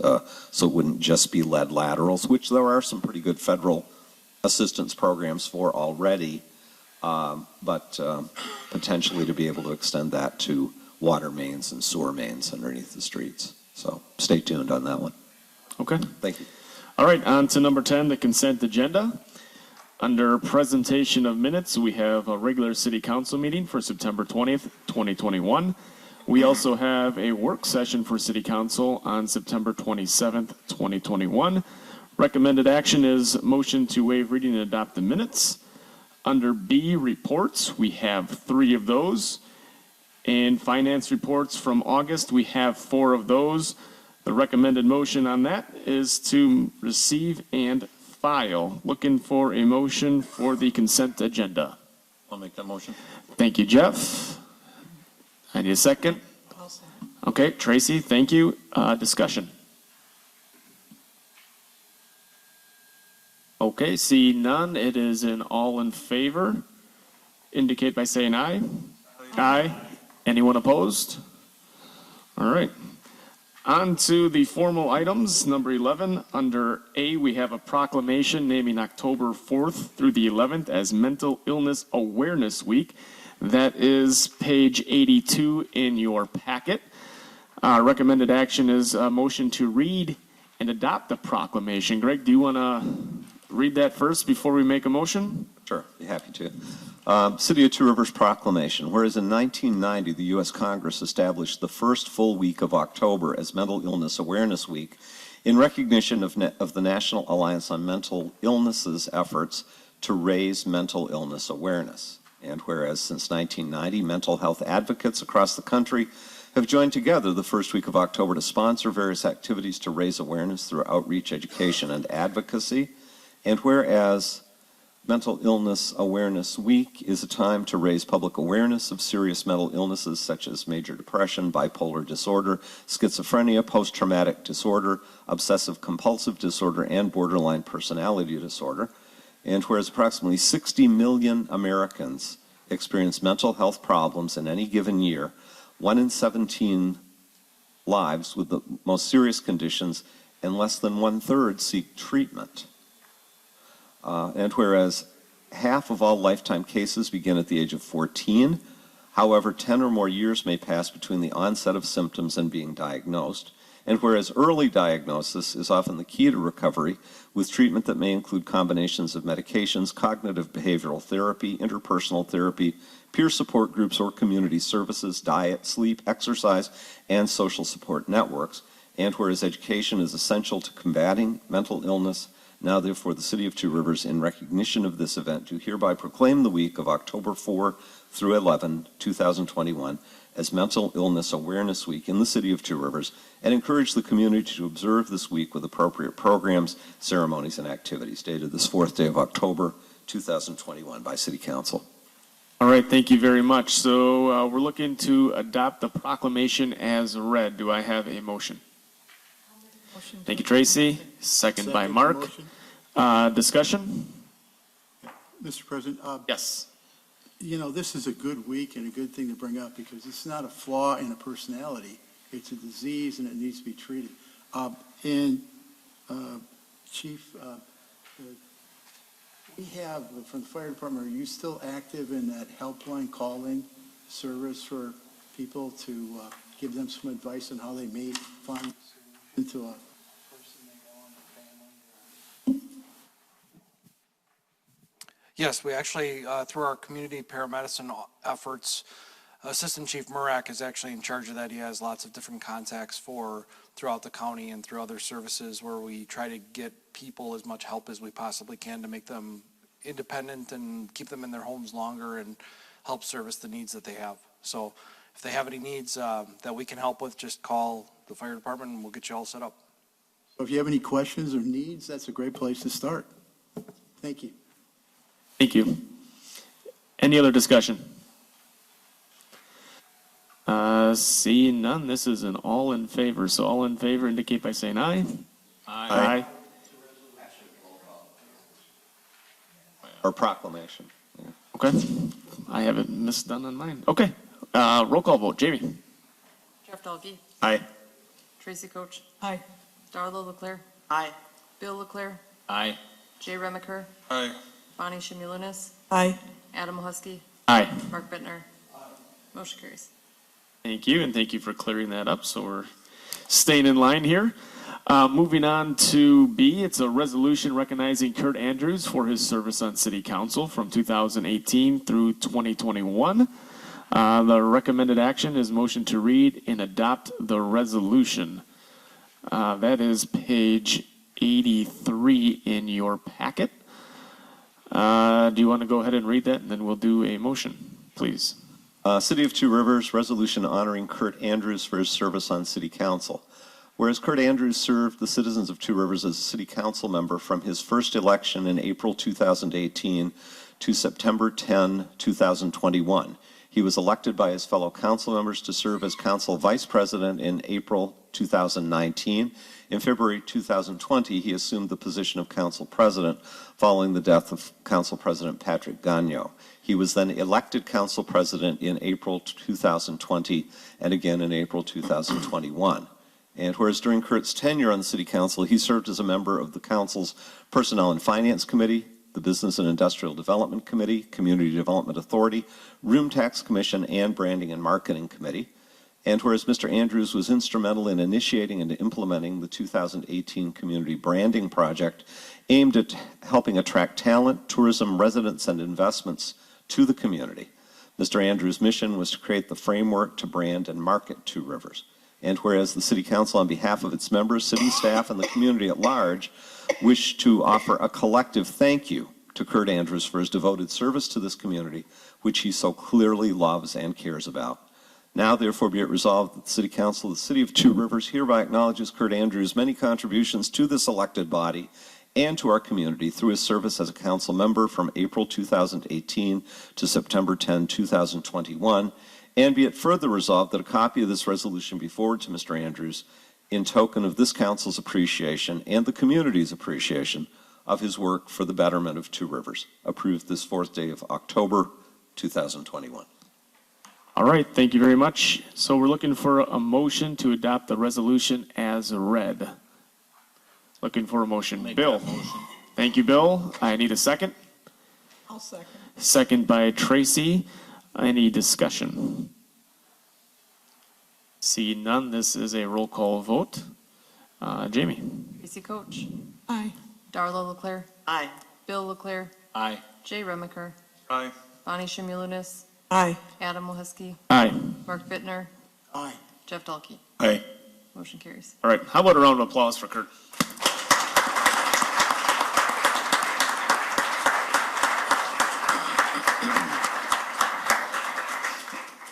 Thank you, Curt. And then moving on to number C, a resolution to amend the 2021 Tax Incremental District Number 8 budget in order to proceed with design work for reconstruction of Washington Park tennis courts as tennis and pickleball courts, and to accept a donation of $4,500 for such design services.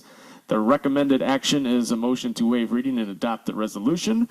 We will go ahead and do that. That is page 84 in your packets. So looking for a motion to waive that reading and adopt the resolution. I'll make that motion. Okay, Jeff, second by Bill. Any discussion? Anything that Greg wants to add to I was that? going to say, Terry's here if you have any questions specific to the Parks and Rec Director. Council did, of course, discuss this at your September work session last week, Monday. And just a reminder that because it is a budget amendment, it does require a 2/3 vote of the membership, so at least 6 affirmative votes. The whole deal here, again, I think pretty self-explanatory. The Washington Park courts are in need of replacement. They're getting probably more, they definitely are getting more use for pickleball these days than for tennis. There's the ability, if council approves in next year's budget, to fund replacement of the courts through Tax Incremental District Number 8. There is a gentleman who's generously offered $4,500 as a donation to cover the design costs so we can get a move on and get the design done so they can be bid out over the winter for reconstruction as soon as possible next year. Understanding that there wasn't money budgeted this year and council can't guarantee what's going to happen with next year's capital budget until probably early December. Once that's adopted, this is set up so that if the courts get rebuilt next year, the city's benefited from a $4,500 donation. If for some reason they don't get rebuilt at all next year, there would be a commitment to refund to the donor if he asked that dollar amount. But you'd still be sitting here with a set of prepared bid-ready plans for redoing the courts. There was a lot of discussion last week about the details of how many pickleball courts, how many tennis courts, how do you set them up with maximum flexibility, so if tennis makes a roaring comeback and pickleball falls by the wayside or something like that, they can be modified. This doesn't directly address that, but I guess I'd suggest that be left to the rec director working with the advisory recreation board, which two of the councils sit on. So would ask council's approval of the resolution as presented. Did we put anything in there that we don't know with materials as talked about at last work session? Because I know they wanted it completed by a certain time. Was that correct? Right. At this point, we're simply proposing that it be bid out for construction next year, and hopefully our donor would be understanding about that. Okay. Yep, because there are so many things now that are really beyond our control. There normally are quite a few, but now post-COVID, there are a lot of things with the supply chain issues. So it would be written up that the intent would be to bid it for reconstruction next year, and then we hope for the best after that. Any other discussion for council? Okay, seeing none, this is a roll call vote as well. Jamie? Darla Leclerc. Aye. Bill Leclerc. Aye. Jay Remiker. Aye. Bonnie Shimulunis. Aye. Adam Husky. Aye. Mark Bittner. Aye. Jeff Delkey. Aye. Tracy Coach. Motion carries. All right, thank you. Moving on to D. Moving on to D, introduction of redistricting ordinance, which is 84 in your packet. Do you want to do any lead into that, Jamie?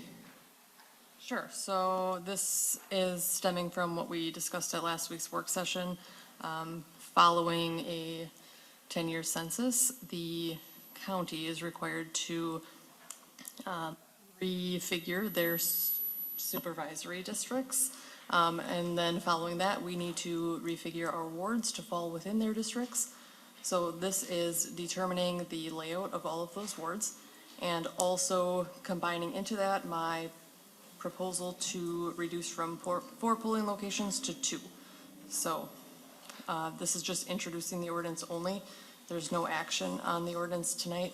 It is just here so that you're aware of it, and then effective tomorrow, it will be available in my office for anyone to review and action to be taken. We are looking to set a public hearing for that tonight, though? Okay. All right, so we're looking for a motion to set a public hearing for October 18th, 2021 at 6 p.m. Do I have a motion? I'll make that motion. Thank you, Jay. Second? I'll second. Bonnie, thank you. Any discussion? Okay, we're just setting a public hearing, so that is all in favor. So all in favor indicate by saying aye. Aye. Aye. Anyone opposed? Perfect. All right, now on to E.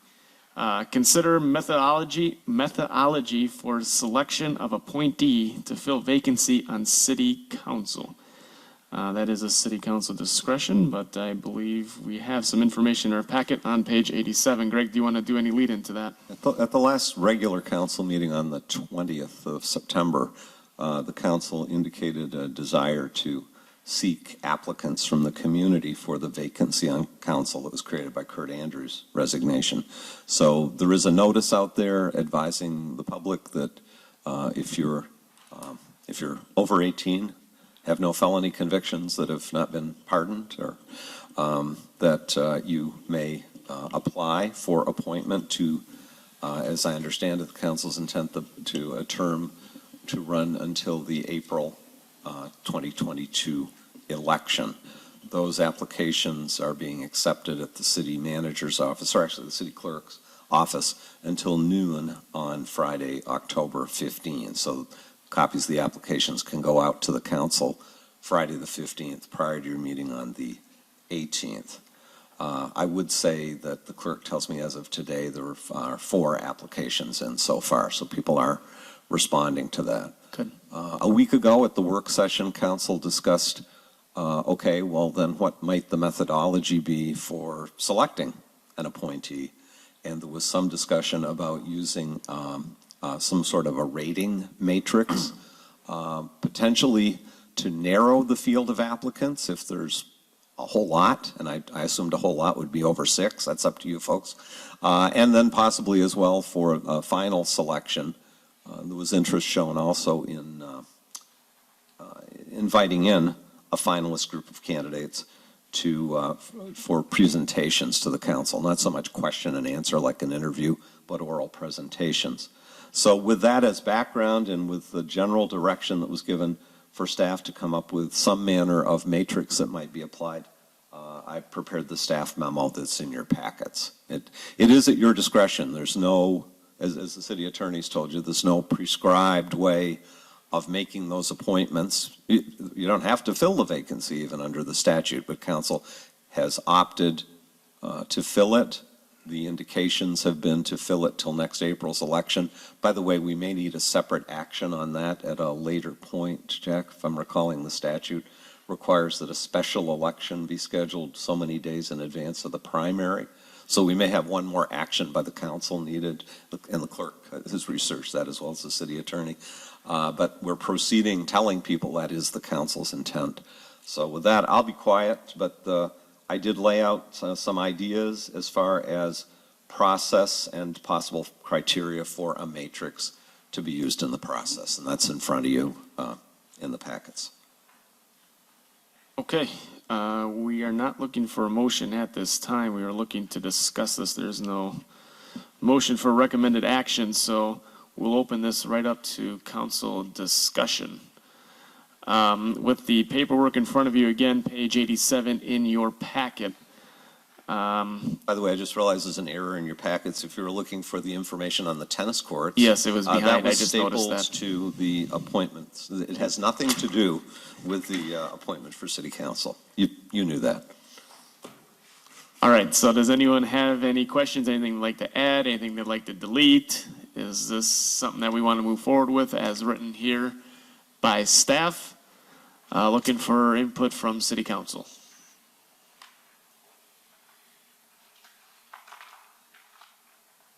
Darla. I think it covers all the bases. I really do, and I think it's going to level the playing field a little bit more, and we'll be able to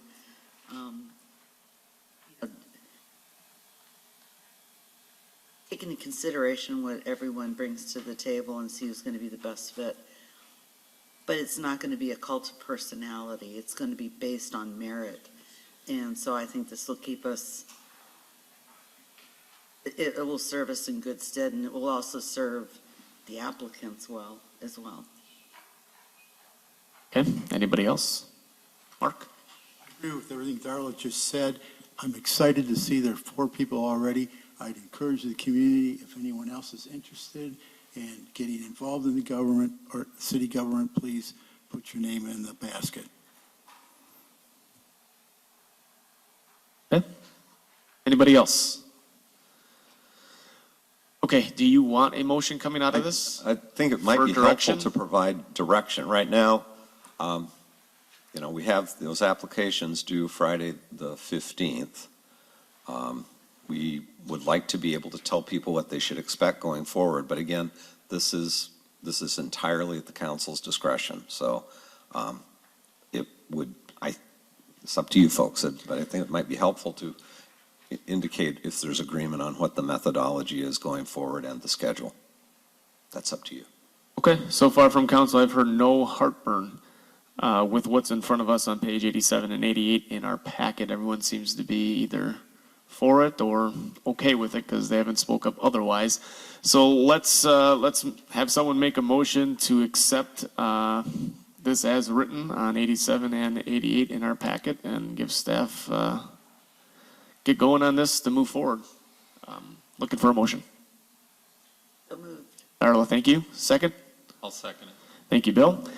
Any discussion among council? Yes, Mark. Unless I missed it in this packet, what would be the date then council would make the decision on the applicants that have? But actually, I had suggested if there are more than 6 applicants, well, either way, the application letters, any materials provided by the applicants would go out to council with the agenda packets or with a separate email on Friday. I do have a question for the city attorney, which I forgot to ask today, and that is, if the council uses a rating matrix for purposes of scoring the candidates, does that have to happen at the meeting, or could council members fill those out and turn them in and then vote at the meeting simply to affirm the tabulation? I'm sorry, Jack, I'm throwing at you now, but would that be considered voting if you turn in your matrix that's evaluated the applicants? Or I envisioned the city clerk would tally the results from the matrix. Say there are 8 candidates, they're rated across the criteria, report that to council, and then the council would consider a motion to affirm that, okay, we want to talk to the top, what did I say here, 4 candidates out of that group. Well, it's going to depend on whether or not the matrix is considered binding and in the nature of a vote. The matrix would be a public document. Right. Yeah.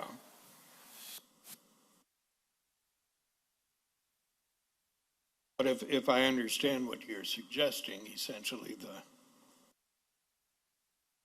nation is made as to who gets the highest votes prior to the council meeting. The thought was to save time, to at least have the council members be able to do that over the weekend. The city clerk could tabulate the results, present them at the meeting, identifying the top candidates. I'm sorry, was that 4? That would be invited for interviews. At the end of the day, I'm thinking if the council says up front, this is how we're going to do it, it probably is how they're going to do it, but it would be affirmed by a motion and a vote at that meeting. Well, I think if council members have the option to, if they wouldn't be bound prior to the meeting to a particular vote, and that would mean that the council members would have an option to vote inconsistently with the method at the meeting. The other alternative, if that's of concern, would it be, I mean, council members could fill out their matrices, but if they wanted, but they would be collected and tabulated at the meeting, handed in at the meeting? I think that would be a more prudent way to proceed. Yes. The council's comfortable with that. And I'm sorry, I meant to ask Jack before tonight's meeting, but that was one wrinkle in this. Darla. Okay, but we can still take a look at what they're presenting to us over the weekend? We're just not going to tabulate it? Yeah, I would see no problem with that, Okay. provided there is no discussion among council members Okay. regarding the qualifications and selection, because then you could conceivably be creating a meeting which would have to be noticed. Right. Okay, but at least we get to know the different candidates. Yes, I don't And see then- a problem with that. Okay, So we might have council members after your meeting convenes, turn their sheets in. Maybe you want to take a 5-minute recess then, 10, to give our city clerk time to report back, well, this is how council members scored the candidates. Okay. Any other discussion? Jay? What does it say there? If there are 6 or fewer applicants, we'll go right to the final. If we have more than that, then we'll do the first cut. Unless you have 6. It seemed to be kind of cruel to say you have 5 candidates, now narrow it down to 4. That might be a little ugly, but yeah. I just want to make sure that we're seeing all the candidates. You would most definitely, Friday afternoon, every application received would go out to council. Yeah, yes, sir. Any other discussion? Jay? Jeff? Are there any disqualifications? The reason I'm asking is a couple people had talked to me this week and knowing that this was going to be coming up, and they didn't really want to see husband, wife, brother, sister, father, son, mother, daughter, two brothers, two sisters, whatever, immediate family. There are some on here. I know one of them is if you have a felony for sure. That is a for sure negative. Were there any others besides the felony? To my knowledge, that you're a legal eligible voter Resident. in the city of Two Rivers and not a convicted felon who has not had your conviction pardoned or somehow erased. Those are the only statutory prohibitions. Jack can chime in on this, but on the matter of an appointment, the council, individual council members could in their discretion, because this is discretionary, say, we don't want another member of a household that's already represented on the council. There's no legal prohibition on that when people run for council, presently at least. But on an appointment, if that's a factor a council member wishes to, I don't know if that fits in the matrix, but consider a disqualifier in their mind, there's nothing that would preclude that. Okay. We can certainly consider that. That would have to go before Darla Tracy, I believe, was motion 1 and motion 2. Who made the original motion? Seconded. You said second? Did you have the original motion and then second by Bill? What do you have? Yes, No, you did. I made the motion. Okay. and seconded it. Okay, so if council wishes to proceed with that, we do have to amend both of their motions in order to do that, so. Mark? I don't think, based on somebody's opinion, right at this point, we want to statutory change the procedures and laws that we have just because of that. I would encourage them to apply to the opening, get on the council, and then do it through the normal procedures by making that amendment, and we change the statutory laws. We don't have any laws, just to be clear. This That's is what all. I'm saying. We don't have laws regarding your comment. Right, So okay. why, just because you have an opinion from, I don't think we need to adopt that opinion. Okay, something we can look into. Anybody else have an opinion on that? Yes, Darla? Number one, I just want to state that even though there's a marriage license, both parties are still capable of independent thought. And there's got to be a little modicum of trust that people are going to go with their own gut decision. There's been plenty of times Bill and I have very, very cordially not spoken to each other. All right. So there's going to be differences of opinion. And as far as this, so no brothers, no sisters, no mothers, no fathers, no grandparents, no aunts, no uncles, no next door neighbor, no what? Where does Hey, this go on. end? I'm just telling what the public told me, and don't Okay, get offensive with I'm me. wondering, where does this end?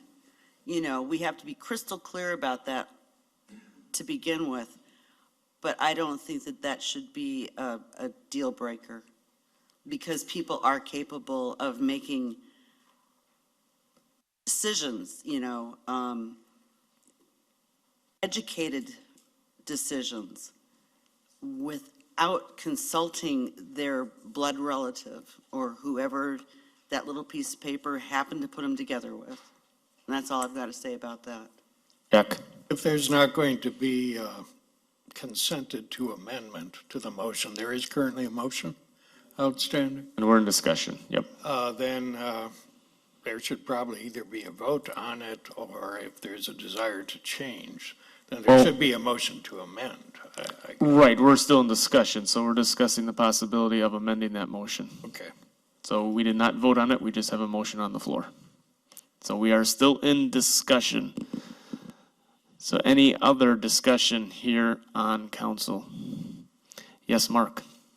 I would suggest a vote on the motion as stated.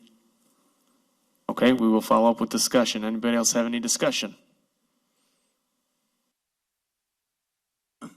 See none, we will go to a all in favor vote. All in favor indicate by saying aye. Aye. Anyone opposed? No. Okay, perfect. Thank you very much. Thank you for all your opinions and thoughtful opinions. We'll communicate this methodology then to any of the folks that have applied, so they know what the basic ground rules are going forward. Thank you. All right, on to F, resolution implementing municipal-wide energy management policy. The recommended action is to motion to waive reading and adopt the resolution. That, I believe, is 94 in your packet. Any background information on that, Greg? Basically, the city's commitment to continued energy management activities, of course, aimed at reducing our energy consumption and carbon footprint, are, a lot of folks view that as a positive in general. Having such an adopted policy also makes the city eligible for certain of the energy conservation programs that are offered through WPPI. We have previously adopted, council has previously adopted similar commitments, and some of the activities are summarized in the 2019 summary, January 2019 summary on investment in energy conservation measures. This proposed resolution tonight would take it a step farther as far as committing to a reduction of 2% in the use of electricity, natural gas, and water in city facilities within 2 years following this resolution. So general policy intent, but in the past we've shown the ability to follow up with specifics to the benefit of the taxpayers.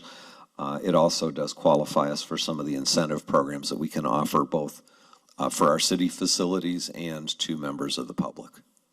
And if you have any other questions, again, Brian Delman from our electric utility would be happy to address it. Thank you. Looking for a motion to waive reading and adopt the resolution. Make that motion. Thank you, Jeff. I'll second it. Thank you, Bill. Any discussion among council?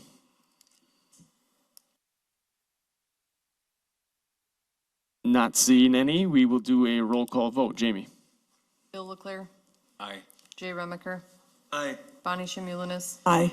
Adam Huskey, Aye. Mark Bittner, Aye. Jeff Delkey, Aye. Tracy Coach, Aye. Darla Leclerc. Aye. Motion carries. Thank you. Moving on to G, and that is a contract for design of the Community Development Block Grant, COVID CDBG-CV, funded senior center improvements. The recommended action is a motion to approve the contract for design of the Community Development Block Grant, COVID, funded senior center improvements. That is 97 in your packet. Is there any background on that from Greg or Terry? Actually, Elizabeth was our Or point Elizabeth? person on this one. We have been awarded the $88,000 to put in a drive-up facility at the senior center for people to pick up meals, other supplies, that sort of thing. Also to provide a sheltered area for the Meals on Wheels volunteers to load their vehicles when it's raining, like maybe it was yesterday morning at about 10 o'clock. Typical of these programs, the block grant program has a process for competitive procurement of professional services, in this case design, architectural engineering services. And Elizabeth can talk to you about the little bit of a wrinkle we've gotten through with this. Oh, okay. Well, Greg has pretty much summed it up. This is, we went through the request for qualifications as per the CDBG requirement. I'm not going to go through the whole alphabet there. We did do, as the memo states, a request for qualifications July 29th. We sent them out to 4 firms, and we did not, initially we did not get any responses. But we went back out and we ended up getting 1 response. So because that's the sole bidder under the procurement process, we had to get permission to do that. And so we do have permission to have a 1 bidder response under this RFQ, but we also need to get approval from council in order to proceed with that. And the RFQ, which has certain measures, which mean they know the building, they know the project, they're a local provider, they have direct knowledge, and some more background is that SMI provided our initial estimates for this project to begin with for the NOI, which was our notice of intent to apply. So SMI is, of course, a local provider, and so they have a great deal of background. And in fact, one of the folks who was working on this project actually has worked on the community building addition. So they have extensive knowledge of this project. So in your packet is their statement of qualifications and their quotes for the project. And so we're just looking for approval in order to proceed with their work to get the designs done for us for this project. Actually, Elizabeth, is that per their quote, $5,000? I see It's a total, as the memo states, a total of $10,000.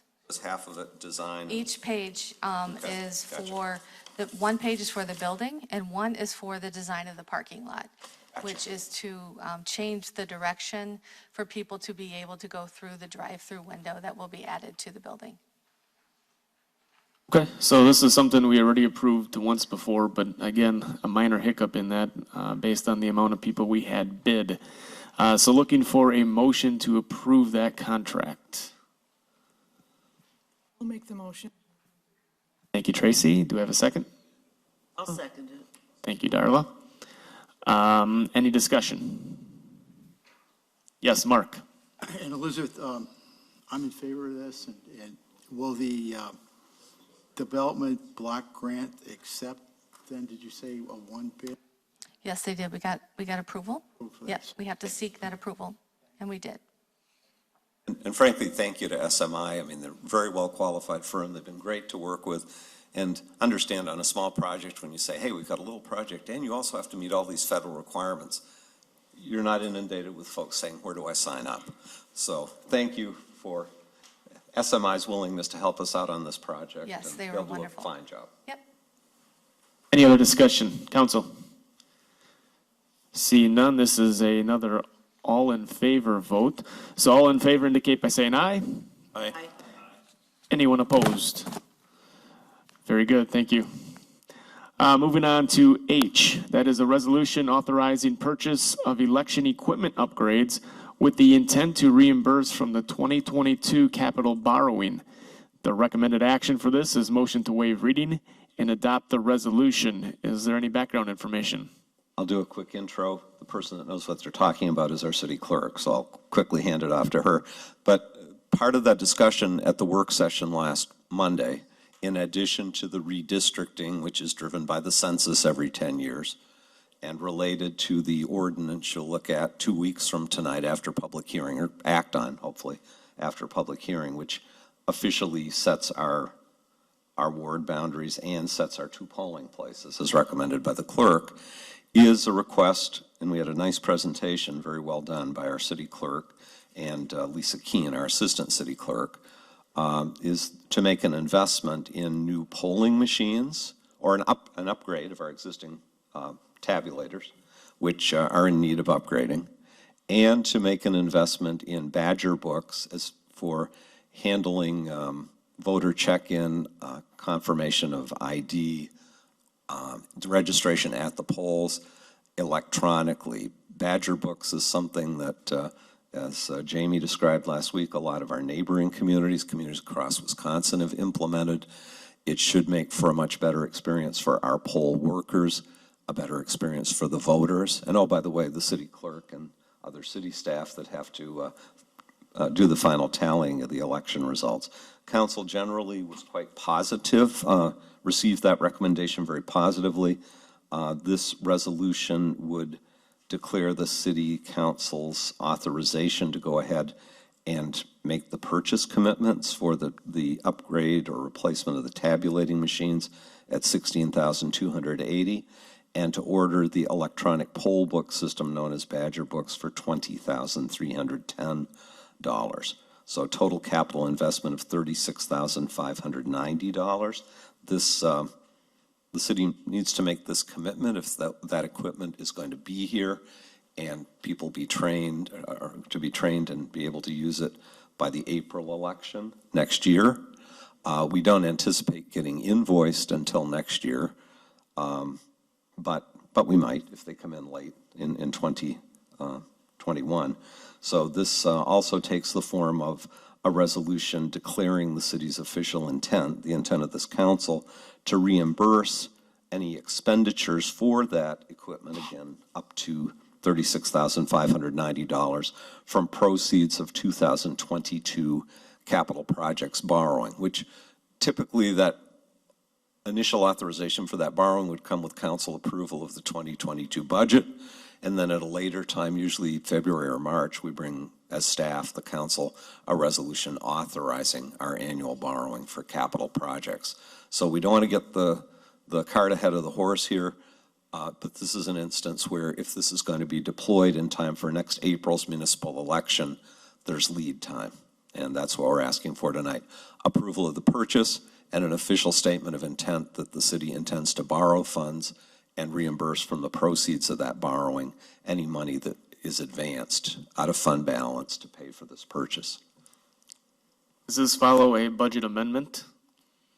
That's a good question. It's not. Not in the budget.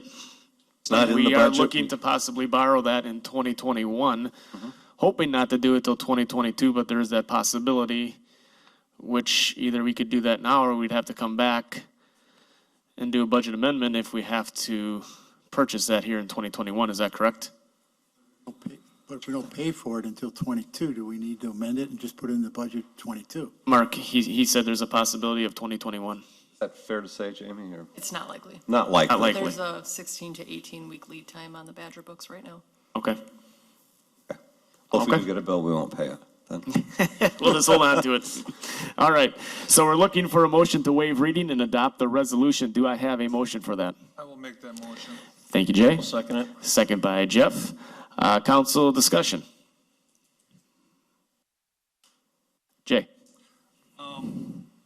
I just want to put it out there that with buying these updates to the voting system, it makes it more secure, and it also helps with voter fraud because it's all electronically checked in, so you can't vote here and vote somewhere else. It's all, they'll catch that. I just want to throw that out there. To Jay's point, too, the city clerk pointed out several times during her presentation last week, although the Badger books are an electronic technology, at no time are they connected to the internet. So if anybody's out there worried about something weird happening through a connection to the web, these machines don't get connected up to the web. There's supposed to be there's a payback on these too, isn't there? Because of less time spent? Right. We're anticipating a savings of about $37,000 over the next 6 years. And aren't they connected to the internet at some point on a very secure network? No, every data transfer is done using a USB drive. USB drive. Thank you. That's how the updates get done. Thank you. Any other discussion? Seeing none, that is a roll call vote. Jamie? Jay Remiker, Aye. Bonnie Shimmy-Lunas, Aye. Adam Mohusky, Aye. Mark Bittner, Aye. Jeff Delkey, Aye. Tracy Coach, Darla Leclerc, Aye. Bill Leclerc. Aye. Motion carries. All right, thank you very much. Moving on to 12 for information only. Greg? Again, a bunch of meetings this week, like Utilities Tuesday, Public Works Wednesday, Personnel and Finance Wednesday. You know the drill here, but the next regular council meeting 2 weeks from tonight on the, 18th. And then the monthly work session on the 25th. We had a little date error there. So that's all I had for information only. All right, and there is a need for closed session. Yes. Okay. In closed session, we will discuss the possibility of city assistance to economic development projects. We will review a proposed TID 14 development agreement with Slager Holdings, discuss redevelopment of city-owned Paragon property.